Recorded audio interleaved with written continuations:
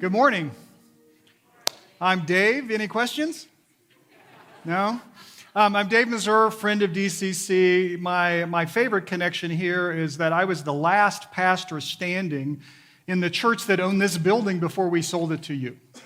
There you go. And it was the first of two churches that I've closed. Yeah, so I am the closer, which is why it's hard to find work these days. But I'm always honored to be here. I love DCC. So we're jumping back into the Gospel of Luke. Last week you heard about Jesus' temptation. What a fantastic, wild story of the devil tempting Jesus. And if you remember the very last line before we get to where we're going today, the devil, Luke says that the devil left him while he was looking for another opportune time.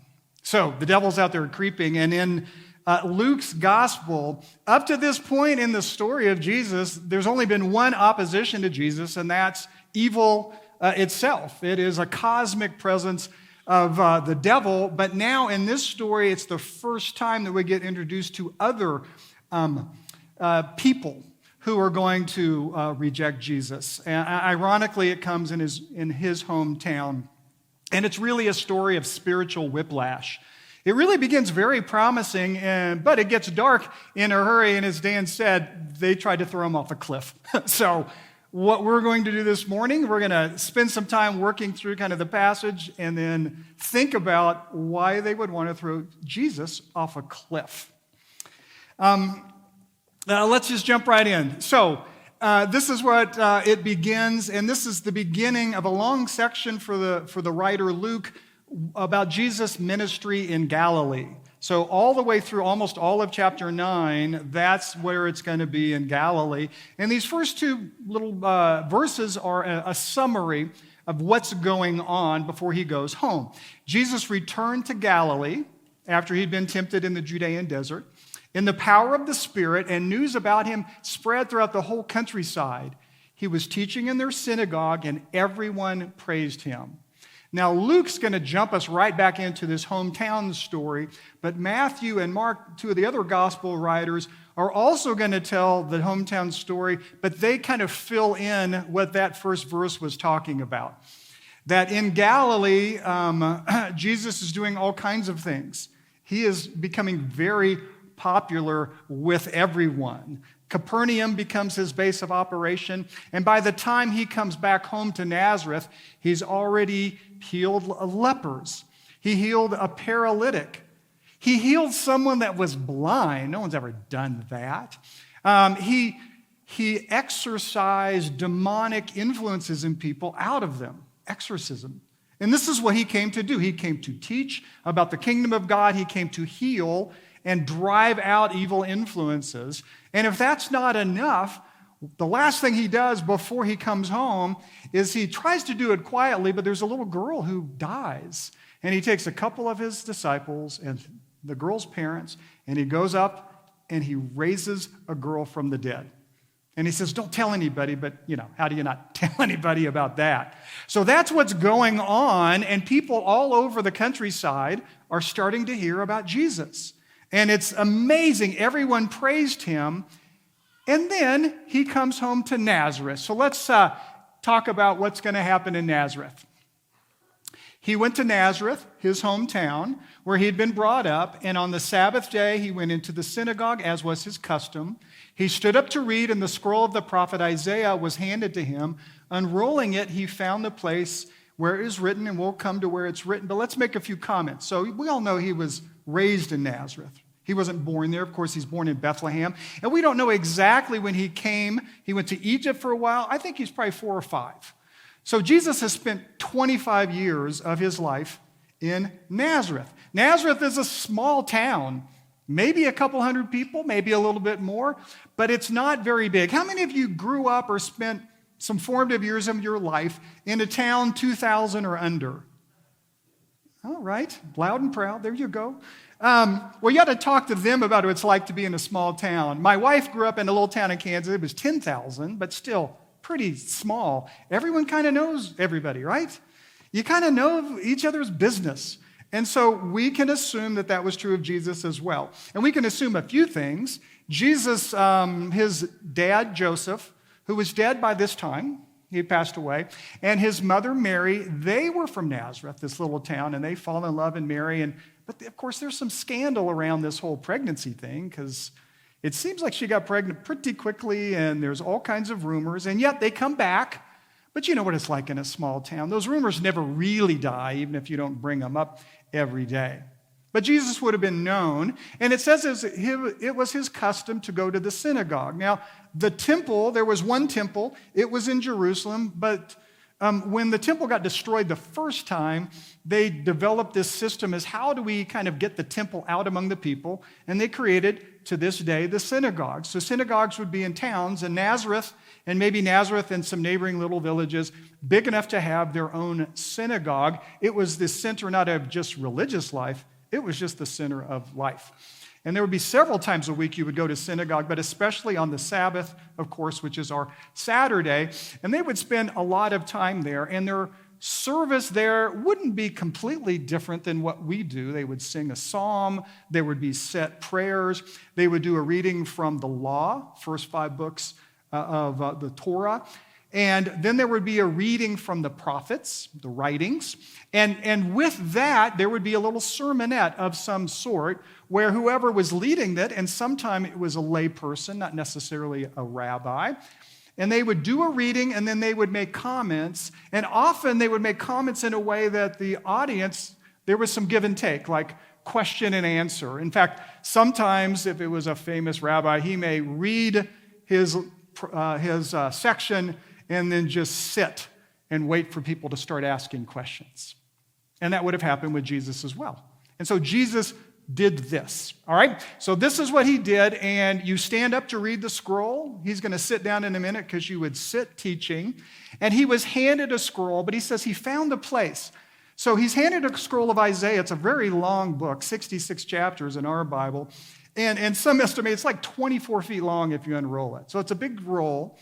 But Jesus had a place he wanted to go, and he unrolled it all the way to chapter 61, and this is what he read. You'll know this, I would imagine. Isaiah writes, and he would have read this in Hebrew and then said it again in Aramaic, which was the language of the day. The Spirit of the Lord is on me because he has anointed me to proclaim good news to the poor.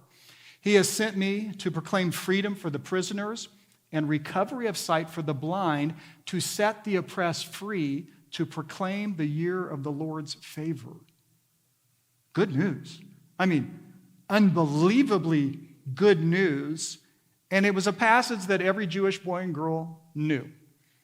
And it drove, this may have been perhaps one of the most complete descriptions, expectations of the one the entire nation of Israel was waiting for, the anointed one we call the Messiah, and this is their job description.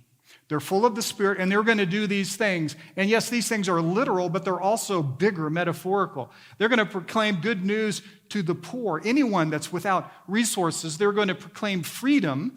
That word gets translated forgiveness in other places, to those who are imprisoned, which could be literal or could be imprisoned in a variety of ways. They're going to recover sight for the blind. And of course, Jesus is going to talk about a blindness that's spiritual, not just physical. And I mean, this is the greatest news. This is what they've all been waiting for. And so Jesus comes back to his home synagogue, like coming back to your home church. He finds this place. He reads this, and then here's the next line. He rolled up the scroll, gave it back to the attendant, and he sat down, because that's where you're going to teach from. The eyes of everyone in the synagogue were fastened on him. A pregnant pause. I'm trying to do that right now, right? Just the anticipation. And people are, you can imagine the excitement in the air. And this is what he first says. He began by saying, now, my guess is that this is the beginning of this kind of conversation he's having, his sermon where there's some give and take. But this is what he said. Today, this scripture is fulfilled in your hearing. Do you catch that? He is saying that the anointed one that the entire all of our people have been waiting for, that I just described, that Isaiah described centuries ago. It is time. It is time for the Anointed One to come, and it is time to set the prisoner free. It is time to heal the blind and take care of the poor and take care of the oppressed. The time has come, and even that last line, the year of our Lord, it's like the year of Jubilee, which was an idea that I don't think they ever actually did, but every 7 times 7 years, every 49 years supposedly, they were supposed to basically cancel all debts, reset society, and bring people out of their oppressions and poverty. I mean, this is the best news, and he says, it's time. And then these next 2 lines are really important because there's a turning here, and we got to try to figure out what it is. All spoke well of him and were amazed at his gracious words that came from his lips. John describes Jesus as a man full of truth and grace, gracious words. And they were amazed that their boy from Nazareth comes back, stands up, takes the scroll, reads it in perfect Hebrew, says it again in Aramaic, and then is able to talk about this. Now, seems pretty good, doesn't it? And maybe it's all positive. But I posed this question recently to a former seminary professor. So every Tuesday night, Bill and Phyllis come to our house. They bring a bottle of wine, a dessert, and my wife cooks a meal. We have a slow meal with Bill and Phyllis. They're retired. Phyllis was an English professor. Bill just retired a year ago from the seminary, whereas he was one of my New Testament professors. He's a New Testament scholar, and sometimes I forget he's there. So they're getting ready to leave, and I go, Bill, I'm preaching on this passage at DCC on Sunday, so what do you think? And he didn't have much time, and he's got this goatee. He kind of rubs his goatee and says about this section, when they were full of gracious words for him, he says, there was something about their applause. And he kind of left it at that and walked out. There was something about, I'm like, really? That's all you're going to give me? There's something about their applause. You know what it's like when people are going, yay, but there's something else going on. Jesus was brilliant. Jesus had more insight than any human has ever had. He wasn't omniscient in his ministry. I don't think he knew everything, but he was able to read the room like no one has ever read the room. And they're like, oh, look how good our boy's doing, our Nazareth boy's doing. He's reading, he's doing so good. He's quoting Isaiah.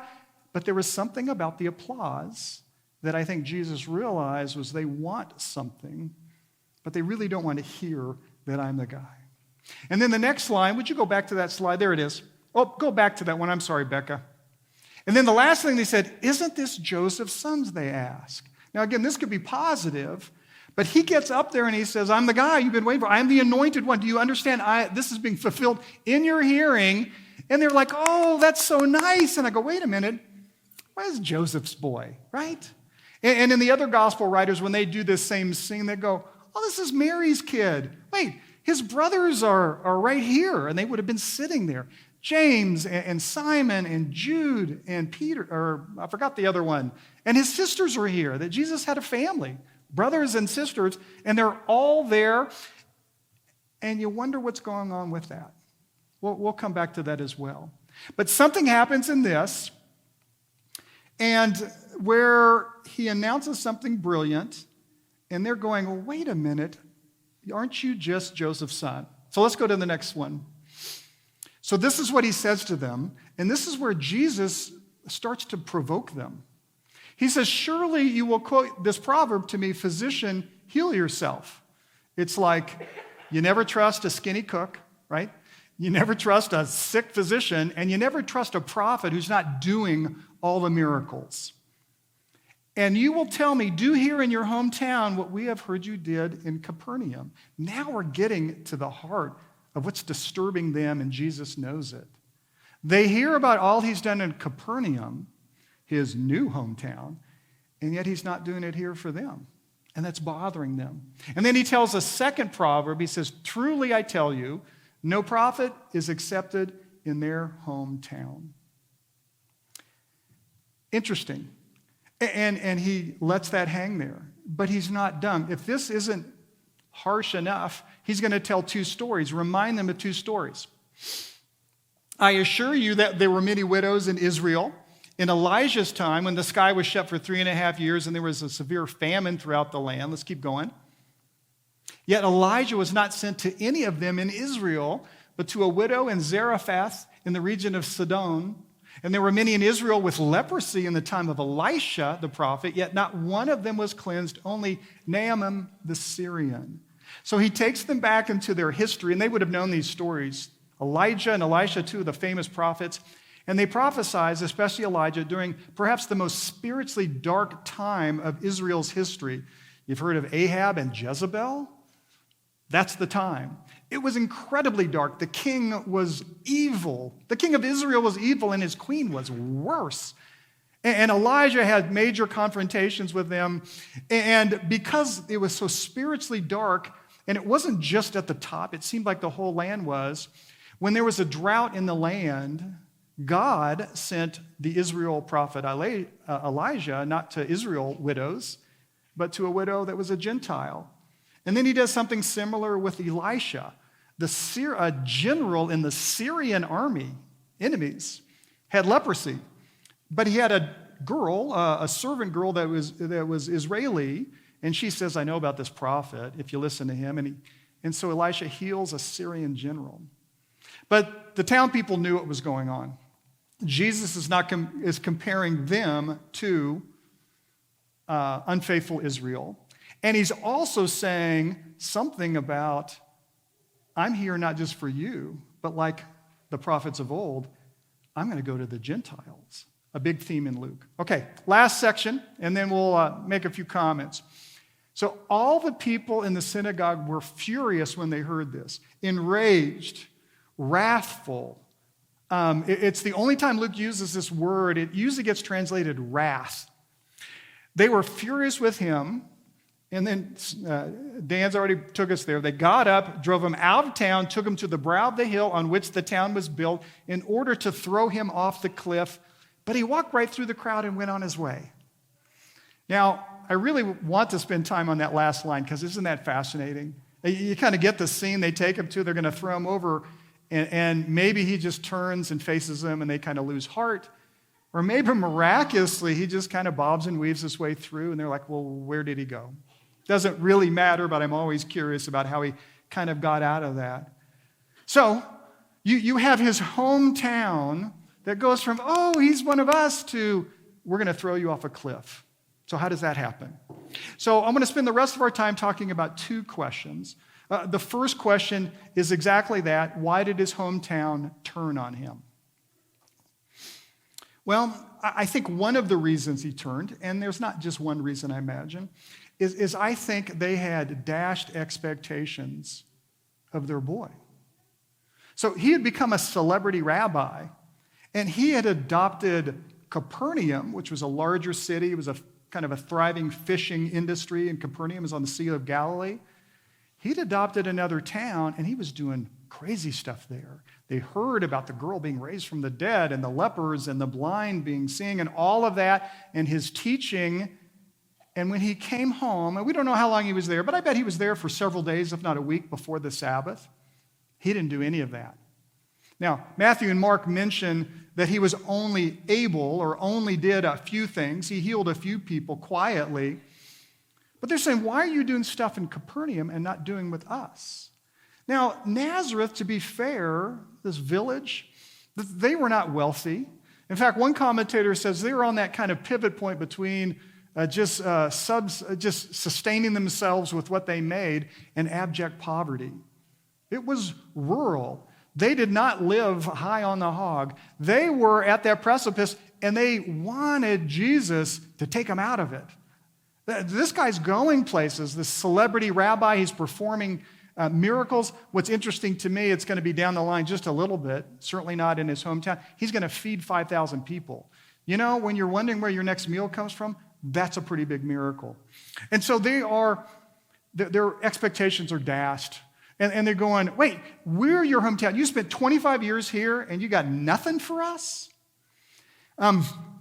Let's see, Michelle was talking about graduations, right? So my son graduated from college. My last one, may God be praised, is out. And it's down in Texas, about half hour north of Austin, a little school. So we went down, of course, and We went through the lovely panhandle of Texas on the way down. And on the way up, we went up 35 and we went through Waco, Texas. You guys been to Waco, Texas? Now, wait, are you from Waco? Oh, no, he's a Bailey Bear. Okay. I should have figured there's always one, right? So growing up, I grew up in Kansas, didn't really have much an opinion about Waco, to be honest. But then I worked at this summer camp, and there's a lot of Baylor Bears that worked there.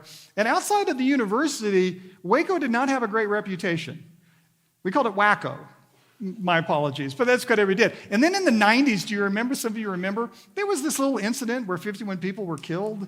Yes, it was a cult by a guy named David Koresh. The Branch Davidians, they called themselves. There was a big holdup. It was just, and so Waco did not have a good reputation until Chip and Joanna came. So Chip and Joanna, yeah, there you go. They have changed the narrative of Waco, Texas. And when you drive through there, you can go to the Magnolia Cafe, like 2 million people do every year. I mean, they have resurrected this city. I mean, I can't imagine a couple doing more for a city than Chip and Joanna have done for Waco. My personal favorite, by the way, my wife's too now, is Hometown. You ever watch this, HGTV? With Ben and Aaron, Laurel, Mississippi. Yesterday, I wanted to move to Laurel, Mississippi for about 14 hours while my power was off. And I love what they do down there too. And they're building, they just set up a manufacturing plant where they're employing people. Like, this is what you're supposed to do to your hometown, right? You're supposed to make it, you're supposed to be proud of it, you're supposed to help raise it up when you get famous. And Jesus didn't do any of that. I think it ticked them off. I think they were hurt that Jesus wouldn't do any of that. And I think they were deeply hurt, and I think they turned on him. So let me show you a quote. You'll recognize half this quote. It's kind of an interesting quote from me. So the second part, nor hell or fury like a woman scorned, right? You've all heard that. Hell hath no fury like a woman scorned. Ha, ha, ha. We could probably be done with that one. Don't you agree? But look at the first one. Heaven hath no rage like love to hatred turned. You want to experience hatred and resentment and bitterness? It didn't start with someone that didn't know you. It started to someone who knew you intimately. I mean, the hardest situations that start with fondness and affection. My wife sat with a couple just recently that went through a divorce. They're going to get divorced, and guess what? It's ugly. Almost all of them are. And some will say, well, it wasn't ugly. Yeah, but it's just so painful. And you go, how does it come to that? Because that's not where you started. So there's deep resentment when you have built these expectations, when you have hitched yourself to someone, you have been vulnerable for that person, and then it just feels like betrayal. I think Nazareth felt like our celebrity rabbi, our boy made good, betrayed us. And they deeply resented it. Interesting that this is part of human nature. So there's another writer in the New Testament that writes this. And he's talking about his own kind of congregation, which was Jewish. It was in Jerusalem. And he says, what causes quarrels and fights among you? Isn't it that you long for something, you want something, and you don't get it, and so you want to kill for it? And I go, well, that's a leap, isn't it? Well, guess who wrote it? Jesus' little brother James. And I wonder if he was thinking about this, because literally they're ready to kill Jesus. So why did the hometown turn on him? I think they resented. They said, do the stuff you did at Capernaum. You're not doing it. You betrayed us for another place. And it just hurt. And they reacted. But I don't think that says enough. So here's another reason I think that they turned on him. And let me just show you, this is a kind of a quote, a proverb. Familiarity breeds contempt. You've heard that before? I think it's centuries old. I'm not even sure where it comes from. But there's something about when you become so familiar, then you have a hard time when they want to be different than what you're expecting of them. This is the way your Amanda did this. She was going to be here, and she got called out of town, so she gave me her notes. So thank you for the assist from Amanda. This is what she said. I thought this is great. Sometimes people never let us grow past who we are in a particular season of life. Right? I think that's true. And I think when they said, well, wait a minute, isn't this Joseph's boy? They were not ready. They couldn't wrap their head around the fact that we watched him, he's a carpenter, actually maybe a stonemason. I mean, we saw he played with kids, and wait, now you're telling me he's this? I don't think they could go there. And it made them kind of contemptuous because there's a role you play.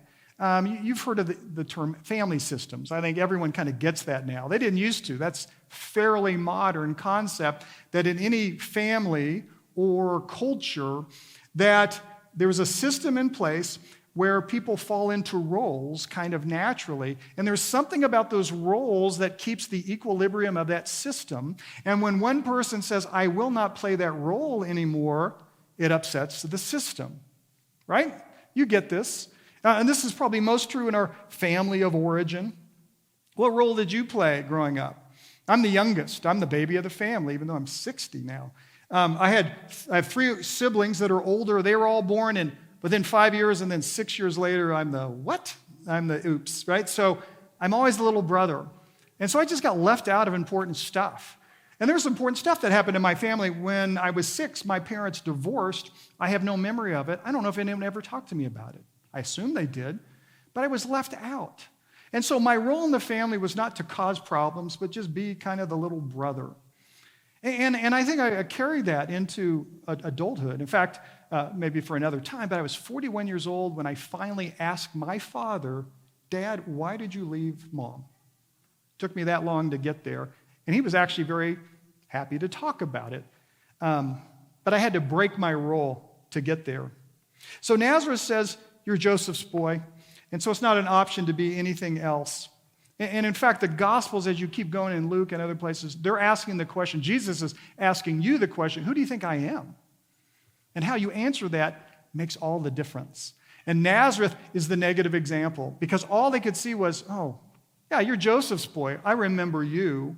We're familiar. We know who you are. And you can't be anything more than that. And you certainly can't be the anointed one. And perhaps there's a warning in there not to become too familiar with Jesus, which is an odd thing to say as I say it out loud, but I think maybe there's truth to that.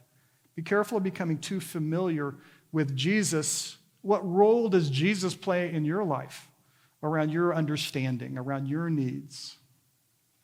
I think there's something there. Well, it's probably a combination of both, that Jesus wouldn't perform his miracles, raise up his hometown like he was doing in Capernaum. Everyone was hearing about it. And I also think that he is making a claim that he couldn't be that guy because we know him. And that's combined where they said, wait a minute, you're a false prophet if you're claiming to be the anointed one. And in this mob fury, they try to run him off of cliffs. That's amazing. His hometown turned on him. But here's the second question, and we're going to end with this. And this one didn't get talked about much. Why did Jesus go home? Surely he knew what was going to happen. Maybe not that he was going to get run off a cliff, but, Jesus was brilliant. He knew the proverb, and he knew it was going to pan out. No prophet is welcome, accepted in their own hometown. So why did he go? Did he just like a fight? I don't think so. And up to this point, he's had nothing but praise from everyone. So why did he go home? Here are my 3 reasons, perhaps, of why Jesus went back home. The first one is because he was called to. He wanted to give them a chance. He wanted to tell them the truth. It was his hometown. I think he loved his hometown, even if it was a complicated relationship, just like we have with our own families and hometowns. I think he wanted to give them a chance, even if it was painful. He needed to tell them the truth. He needed to plant some seeds. And you skip forward, he did plant seed. His brother James is going to become a follower of his and a pillar of the church. And some think, that little book right before Revelation called Jude? Well, one of his brothers is Judas, and you can imagine why he didn't want to keep that name. So he goes with Jude. But some people think that was Jesus' little brother too, Jude. Mary, his mother, tradition has his sisters. They all became followers, but this was an important time. The seed was planted right here. But sometimes you just go back home because you just need to tell them the truth. I'm embarrassed to say that I knew almost nothing of James Baldwin. the civil rights activist in America, until a couple of years ago. I watched that documentary. Maybe you saw it, I Am Not Your Negro. It's fantastic. I just got one of his memoirs that I'm anxious to read. But for any of those people that were speaking into a culture that did not want to hear, like, why would you do that? Well, you do it because you're called, and you do it out of love, I hope, and you do it because you need to plant these seeds of truth, even though it doesn't always seem to help. So let me show, this is a great quote, and then we'll move on. I just found this. James Baldwin writes, "Because even if I shall speak, no one would believe me, and they would not believe me precisely because they know what I said was true." Wow is the right response. Because I'm speaking the truth, I know they won't believe me. I think that's exactly what Jesus came, and he says, this is what I got to do. So I think he went back because he loved them, and he wanted to give them a chance, and he wanted to plant that seed. The second reason I think he went back is I think he needed to. I just think it's part of his mission. He was going to Israel first, and the Gentiles he will be there for them as well. He went to Israel. He needed to go home. I just think he needed to. I think it helped shape and sharpen his mission because, again, up to that point, the only opposition was this kind of cosmic presence, the devil, and he knew that there were people within Israel that were going to fight back. I just think he needed to go. He needed to face his hometown, knowing that by and large, they were going to reject him. I just think it's something he needed to do. And then lastly, I wonder, at least now that we look back, if he went as a model for us.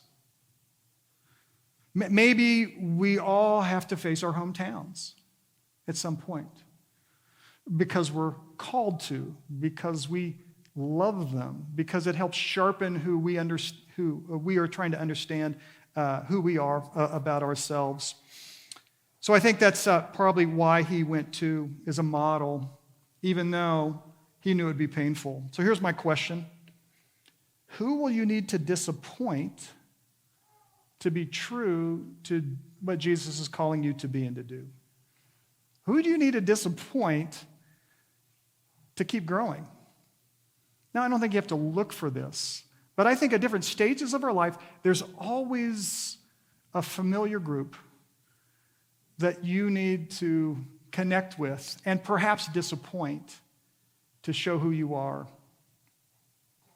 This happens all the time, maybe necessary in families of origin. We have 3 kids. They're all in their 20s now, and so Sherry and I are in a new stage of like, how do you parent adults, right? It's hard, it's weird, it's different, and I don't think we're very good at it yet, but we're trying to get better. But you know what has to happen or needs to happen, hope we happen in their 20s especially, is that any child that comes out of a system, even if it has love and all that in it, they need to differentiate, right? You need to kind of figure out who you are apart from simply your family of origin, and that's painful for both parties. And we see that with our kids. They're pushing back because they're trying to understand who we are, and we don't want them to, and that's how it goes. But there are times if you want to keep growing, that's what you need to do. I see this happen in marriage, my own, but marriages as well. You marry someone and there's a familiarity, right? I like who I am with you. I like what you do for me, and that's all beautiful and wonderful. But if you keep growing, you grow beyond where you were when you married, and it's painful to have one person kind of get on a growth curve when the other one is not. It causes more distance. It's also a great opportunity. So who do you need to disappoint to be true to yourself? I mean, the classic ones are when you go home to mom and dad, or you tell mom and dad that you're not going to meet their expectations in some area. We're going to move out of town, mom and dad. We're not going to be part of the family business. I'm not going to pursue this degree. I'm not going to go into law. I want to be a jazz musician or whatever.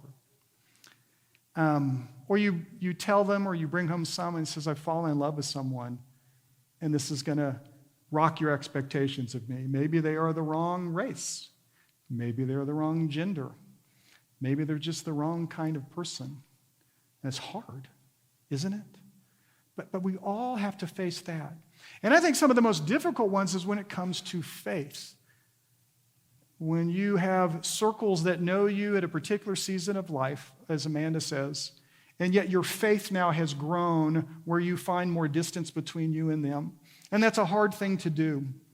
I think as long as we're committed to spiritual growth, there will be people who will be disappointed in you, at least for a season. And that's hard. I hate disappointing people. I think it's part of my nature. And I don't really have time to go into it because I'm still evaluating myself, but I'll just say this.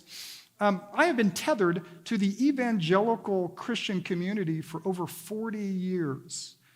In high school and college, I cut my teeth.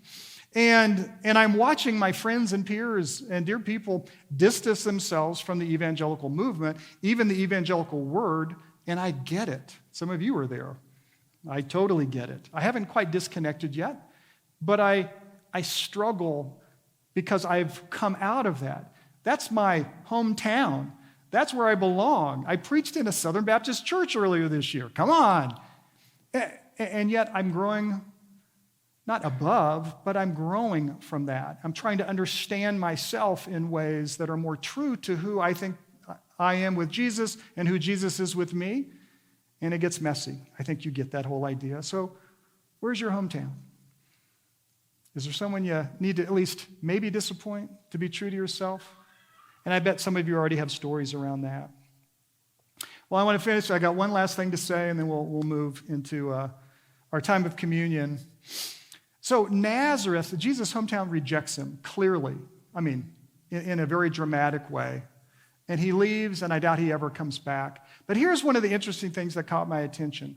When Jesus goes to the cross, there's a little plaque above his head that Pilate, so the Romans put on there. You remember what it says? It says King of the Jews, but it also says Jesus of Nazareth. And you know when the early church gets started and they want to talk about this man who, again, they're going to understand more about how he could be fully human and fully divine, right? This anointed one. You know how they refer to him? Jesus of Nazareth. So this backwater hick town that wanted to kill Jesus, to be fair, right? They reject him, but Jesus and the church never rejected Nazareth. In fact, Jesus of Nazareth became the standard saying. And I think it's a beautiful point of redemption, that it wasn't this town that was evil. It was a town that was scared and fearful and had some people in it that were probably pretty bad, but most of them were just afraid. But I think they had a chance to be redeemed by claiming Jesus, he's one of us, Jesus of Nazareth. So let me pray for us, and then we'll move to communion. Jesus of Nazareth. It's amazing that you were rooted in this world, and it's such a tangible place and such a backwater place. It hid you well from prying eyes that maybe wanted to take advantage of you or to thwart you in some way. It was part of your Father's design, and yet it must have been so painful when you went back to them and they rejected you in mass. And yet, many of them are going to become your followers. So this morning, help us understand our own Nazareths, our own places that we need to kind of go back into with who we understand you to be and who we understand ourselves to be. Help us do that well, but mostly, Jesus, what we ask is that the question, who are you, to each of us, I pray you'll help us answer that really well so that we don't become too familiar to you and put you in a role which frees us up to be exactly who you have called us to be. That is our prayer. And it's in your name, Jesus of Nazareth, that we pray. Amen.